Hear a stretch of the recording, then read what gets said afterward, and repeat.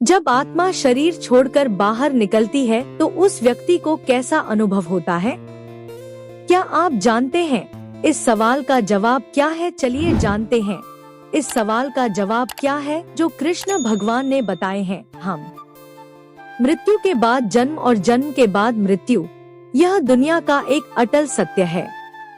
वे लोग जो पुनर्जन्म की बात पर विश्वास नहीं करते उनके लिए यह बात पचानी काफी मुश्किल है कि वाकई आत्मा अमर है और शरीर छोड़ने के पश्चात वह नया शरीर धारण करती है। किस्से कहानियों में हमने आत्मा के अलग ही रंग रूप को देखा है, लेकिन वाकई आत्मा शरीर को छोड़कर बाहर निकलती है, यह बात कुछ समय पहले तक एक रहस्य थी।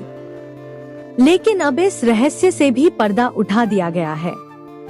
आत्मा का आकार क्या होता है, उसका स्वरूप क्या होता है, क्या वो इंसान के चेहरे की तरह ही दिखती है या उसकी आकृति अलग होती है? यह कुछ ऐसे सवाल हैं जो अक्सर एक जागरूक मस्तिष्क में उठते रहते हैं।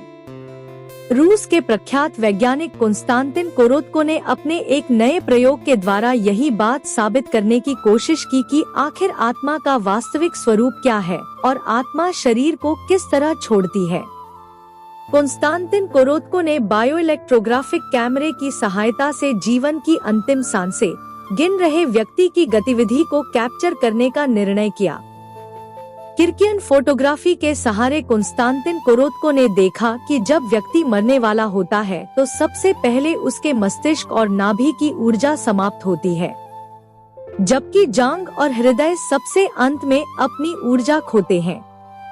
इसके अलावा वे लोग जिनकी मौत अचानक या फिर हिंसात्मक तरीके से होती है, उनकी आत्मा जब शरीर छोड़ती है तो वो थोड़ा अलग होता है। कॉन्स्टेंटिन कोरोत्को के अनुसार वे लोग जिनकी मृत्यु अचानक होती है या लंबी बीमारी के बाद जिनकी आत्मा शरीर छोड़ती है, उस समय तक उनके शरीर की ऊर्जा का क्षय बहुत कम हुआ होता है। इसलिए उनकी आत्मा दुविधा में रहते हुए शरीर छोड़ती है।